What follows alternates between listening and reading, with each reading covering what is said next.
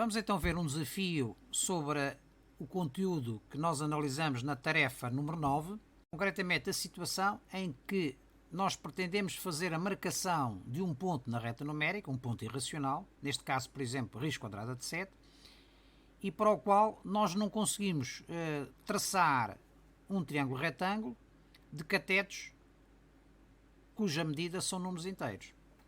Como nós vimos, no intervalo entre r² de 2 e r² de 20, nem sempre é possível traçarmos um triângulo retângulo cujos catetos sejam números inteiros. Então como é que nós fazemos? Vamos analisar, por exemplo, a situação de r² de 7.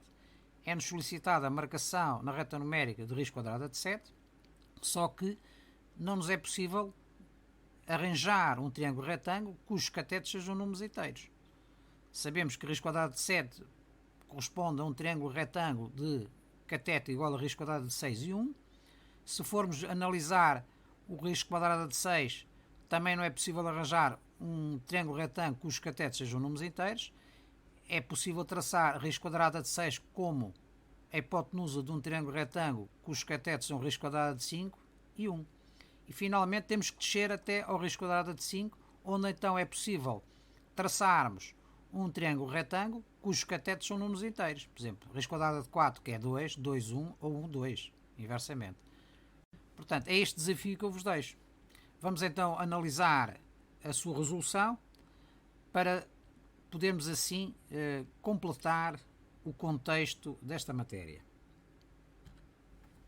Vamos resolver este problema utilizando dois métodos. O primeiro método é o método que nós ensinamos até ao momento, isto é, ir construindo sequencialmente os triângulos retângulos e indo fazer sequencialmente a transferência da sua hipotenusa para a reta numérica, ou, como nós vamos ver depois em seguida, fazer uma única construção da sequência de triângulos e só no final fazer a transferência da hipotenusa final para a reta numérica. Vejamos então a primeira metodologia. Vamos fazer a representação de r² de 5 na reta numérica. Sabemos então que podemos construir um triângulo retângulo de catetos 1 e 2. Portanto, temos aqui a hipotenusa com um comprimento igual a 2,24, ou seja, r² de 5. Fazemos então a transferência desta medida para a reta numérica e vamos obter o ponto P1 da abscissa igual a r² de 5. A seguir, considerando o cateto AP1, que tem de medida r² de 5, e o segundo cateto de medida igual a 1, construímos o segundo triângulo retângulo, cuja hipotenusa vai ter como medida r² de 6. Fazemos também a transferência desta medida AD para a reta numérica e vamos obter o ponto P2, cuja abscissa é igual a r² de 6. Finalmente, vamos construir o terceiro triângulo retângulo, cujo cateto é AP2 e o segundo cateto é uma unidade de comprimento. E vamos fazer finalmente a terceira transferência, ou seja, a transferência da medida da hipotenusa AE para a reta numérica, obtendo aqui o ponto P3, que tem de abscissa exatamente r² de 7.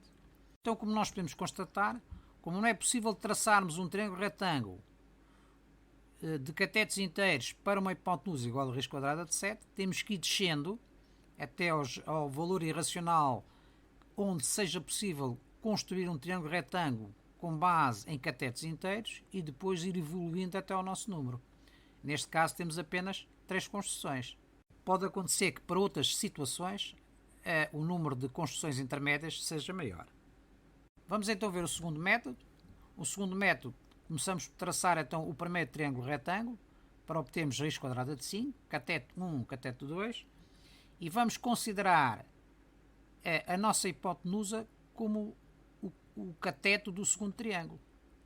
Traçamos uma perpendicular a esta hipotenusa com um comprimento igual a uma unidade de comprimento e vamos obter a segunda hipotenusa, isto é, a hipotenusa de comprimento igual a r² de 6. E em seguida vamos considerar então esta hipotenusa como o cateto do terceiro triângulo e, traçando uma perpendicular, podemos traçar o terceiro triângulo retângulo, cuja hipotenusa medirá então r² de 7. Determinada então a medida da terceira hipotenusa, isto é, a hipotenusa com medida igual a raiz quadrada de 7, que é o que nós pretendemos, podemos fazer então a transferência desta medida para a reta numérica, traçando uma circunferência de centro A e que passa pelo ponto B. Ora, como nós podemos verificar, o raio desta circunferência corresponde à medida da nossa hipotenusa AE, que tem de comprimento raiz quadrada de 7. Como nós pretendemos raiz quadrada de 7 positivo, fazemos a transferência para o lado positivo da reta numérica, obtendo então o ponto P3 de abscissa igual a raiz quadrada de 7.